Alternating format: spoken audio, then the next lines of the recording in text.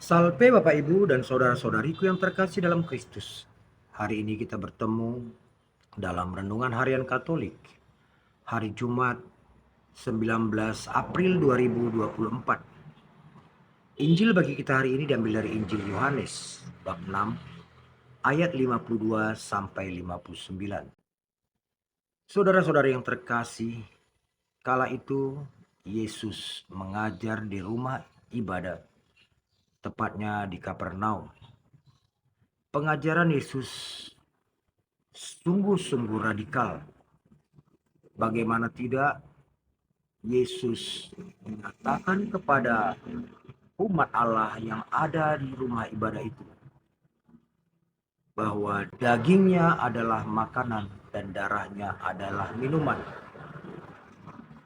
Hal ini menjadi suatu pertentangan bagi bangsa Israel yang pada masa itu mendengarkan pengajaran Yesus. Sebab umat Allah yang mendengar itu menerjemahkan perkataan Yesus dengan terjemahan manusia. Mereka membayangkan memakan daging Yesus ibarat memakan daging domba atau kambing yang disembelih. Meminum darah Yesus ibarat mereka menampung darah domba untuk diminum. Disinilah yang membuat mereka menjadi ada perlawanan. Bagaimana mungkin daging dan darah seorang guru harus mereka makan dan minum? Tapi Yesus dengan tegas menjawab mereka, yang makan dagingku dan minum darahku tinggal dalam aku dan aku dalam dia. Yesus mengatakan siapa saja yang ingin tinggal dalam dia harus memakan dagingnya dan meminum darahnya. Nah, di manakah sebenarnya letak permasalahan antara pemahaman mereka dengan rencana atau tujuan perkataan Yesus? Yesus ingin menekankan kepada mereka bahwa dirinya adalah silih yang mereka harus terima. Sebab tanpa silih dari Yesus, mereka pun tidak akan bisa mendapatkan keselamatan. Yesus juga ingin menekankan bahwa tubuh dan darahnya adalah gambaran kasihnya yang begitu besar.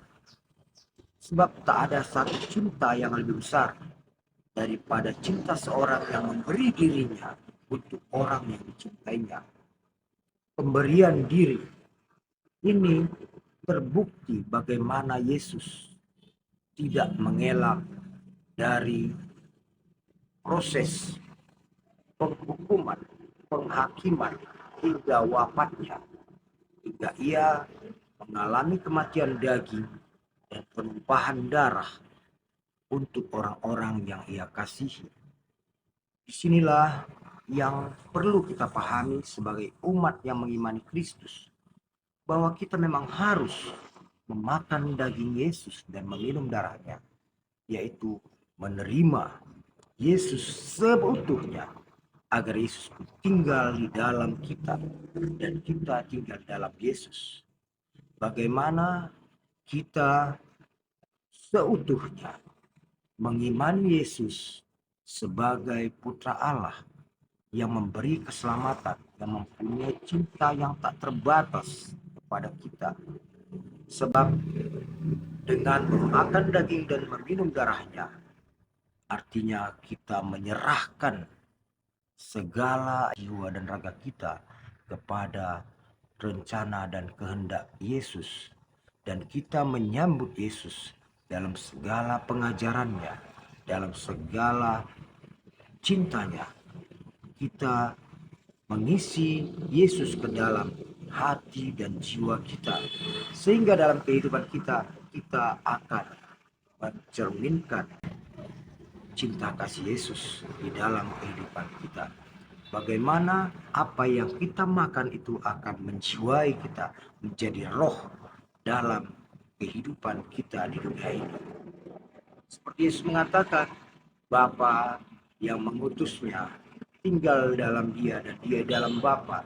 Demikian juga Yesus menghendaki agar kita pun tinggal di dalam Yesus dan Yesus dalam kita dengan memakan daging dan meminum darahnya, dengan menerima segala pengajarannya, menerima segala rahmat kasihnya, rahmat cintanya, rahmat keselamatan yang diselenggarakan oleh Yesus sendiri. Dengan menerima rahmat keselamatan dari Yesus itu, kita pun harus berusaha untuk hidup seturut kehendak dan perintah yang ia berikan kepadanya, yaitu hukum cinta kasih sebagai hukum yang utama. Sebab adalah suatu kebohongan bila kita menyatakan kita mencintai Yesus tapi kita tidak melaksanakan apa yang ia ajarkan. Adalah suatu kebohongan bila kita menyatakan Yesus ada dalam diri kita tapi kita melakukan hal-hal yang tidak dikehendaki Yesus. Yesus ingin mengatakan, makanlah dagingku dan minumlah darahku.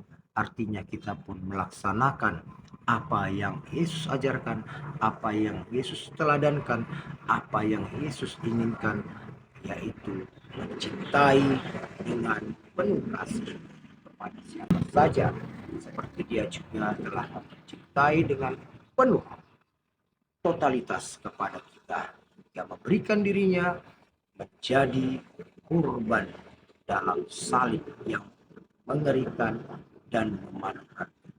Itu semua diperbuat Yesus, ungkapan cintanya yang harus kita contoh dalam kehidupan kita. Semoga dengan renungan ini kita dapat benar-benar mengalami suatu kehadiran Yesus dalam hidup kita dan memasukkan diri kita ke dalam cinta Yesus, dan kita pun menjadi orang-orang yang terselamatkan dan orang-orang yang akan dibangkitkan di akhir zaman oleh Yesus.